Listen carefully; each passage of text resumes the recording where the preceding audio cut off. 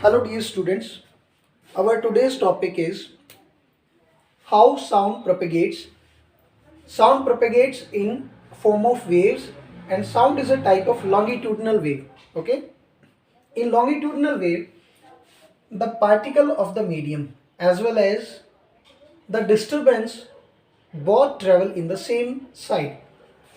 Let's take an example. Let's say there is a spring which is hinged to this wall. One side of this spring is free. हमने यहाँ से इसको पकड़ के stretch किया और रिलीज कर दिया.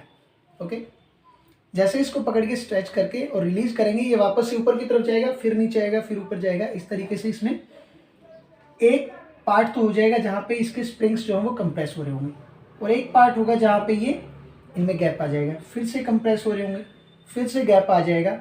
और इस तरीके से जो ये कंप्रेस्ड पार्ट है इसको बोलेंगे कंप्रेशन रीजन और इसको बोलेंगे refraction region. Okay, sorry, rarefaction. This is rarefaction, जिनको हम डिनोट कर देंगे कैपिटल सी और कैपिटल आर से. So this is again C, this is again R. Compression is a region of high density और हाई प्रेशर, जहां पे pressure ज्यादा होगा. देखो, क्योंकि पार्टिकल्स नजदीक है प्रेशर ज्यादा है, यहाँ पे पार्टिकल्स दूर है प्रेशर कम है. आप देख सकते हैं कि जो पार्टिकल्स हैं वो भी इसी डायरेक्शन में मूव कर रहे हैं और जो डिस्टर्बेंस हो रही है वो भी इसी डायरेक्शन में मूव हो रही है. तो particles of the medium and the disturbance in the waves both move along the same side, then that kind of wave is known as longitudinal wave. Okay, how sound propagate. Sound जो propagate करती है वो similarly compression and rarefaction के phenomena पे ही काम कर रही होती है. यहाँ से मान लो कि एक पर्सन है जो कि बोल रहे हैं, ठीक है, तो साउंड इस तरीके से यहाँ से उसने बोला है, तो जो एयर पार्टिकल्स है एटमॉस्फेयर में वो एयर पार्टिकल्स वाइब्रेट करना स्टार्ट कर देंगे. Let's say this first particle, जैसे ये साउंड इससे स्ट्राइक करेगी ये अपनी जगह पे वाइब्रेट करना स्टार्ट कर देगा. इसके साथ में जो नेक्स्ट एयर पार्टिकल है उससे ये हिट होगा और वो भी वाइब्रेट करेगा. उससे जो नेक्स्ट पार्टिकल है वो उससे हिट होगा और वो भी वाइब्रेट करेगा. इस तरीके से वाइब्रेशन होते होते यहाँ पे जो दूसरा पर्सन है ये है स्पीकर, इसने बोला है, एंड ये है लिसनर. इस तक वो साउंड पहुंच जाएगी in form of compression, rarefaction and again compression. तो ये पार्टिकल जब आगे जा रहे होंगे तो कंप्रेशन हो जाएगा, जब वापस पीछे आएंगे वाइब्रेशन के टाइम पे तो रेयरफैक्शन हो जाएगा. इस तरीके से साउंड ट्रेवल करती है. Okay, now comes to the some important characteristics of sound. Sound की कुछ कैरेक्टरिस्टिक्स हैं जिनमें फर्स्ट कैरेक्टरिस्टिक है पिच. पिच का मतलब रहता है, पिच जो है वो डायरेक्टली डिपेंडेंट है और डायरेक्टली प्रोपोर्शनल है फ्रीक्वेंसी के. जिसकी जितनी ज़्यादा फ्रीक्वेंसी उतनी उसकी हाई पिच. हाई पिच रहेगी तो वॉइस जो रहेगी वो श्रिल रहेगी, मतलब पैनी आवाज़ रहेगी, जैसे गर्ल्स की रहती है, जैसे छोटे बच्चों की आवाज़ रहती है, जैसे वुमेंस की रहती है. जो साउंड रहती है उनकी बिल्कुल पैनी आवाज़ रहती है और जो मतलब उनकी फ्रीक्वेंसी ज़्यादा रहती है. सेकेंड कैरेक्टरिस्टिक है लाउडनेस. लाउडनेस जो है वो डिपेंड करती है डायरेक्टली एम्पलीट्यूड पे. जितना ज़्यादा एम्पलीट्यूड होगा लाउडनेस उतनी ही ज़्यादा रहेगी. Actually its square. एम्पलीट्यूड अगर ज़्यादा होगा तो लाउडनेस ज़्यादा, एम्पलीट्यूड कम होगा लाउडनेस कम.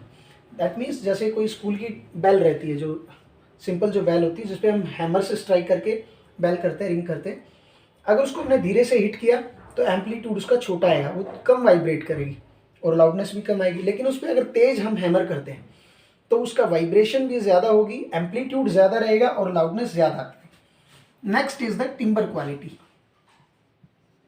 टिम्बर मतलब वॉइस की ऐसी क्वालिटी कि हम बगैर देखे ही पहचान लेते हैं कि किसकी वॉइस आ रही है. हम बगैर देखे पहचान लेते हैं कि ये हमारे फ्रेंड की वॉइस है.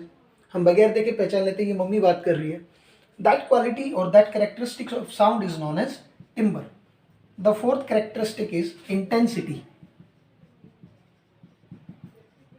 Intensity का मतलब होता है the amount of sound energy transfer to per unit area in per unit time. इसको समझते हैं ऐसे, लेट्स से कि जो बोर्ड है ये 1 मीटर की इसकी हाइट है और 1 मीटर की इसकी लेंथ है। तो इस बोर्ड का जो एरिया है L into B 1 metre square का इसका एरिया है। इस 1 मीटर स्क्वायर के एरिया पे 1 सेकेंड में जितनी साउंड स्ट्राइक हो रही है वो उस साउंड की इंटेंसिटी है। आई रिपीट, इस 1 मीटर स्क्वायर के एरिया पे 1 सेकेंड में जितनी साउंड स्ट्राइक हो रही है वो इंटेंसिटी है। Okay, these are the characteristics of sound.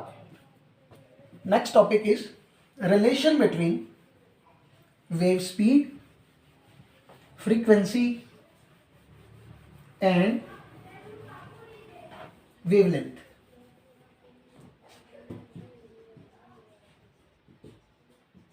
Relation between wave speed को हम डिनोट कर देंगे V से, ठीक है। फ्रीक्वेंसी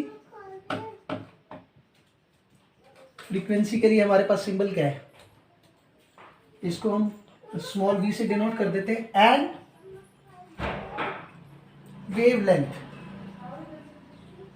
वेवलेंथ के लिए हमारे पास सिंबल है lambda. Okay, we know speed का एक सिंपल सा फॉर्मूला रहता है, speed is equal to distance upon time. Okay, so ये एक वेव जो है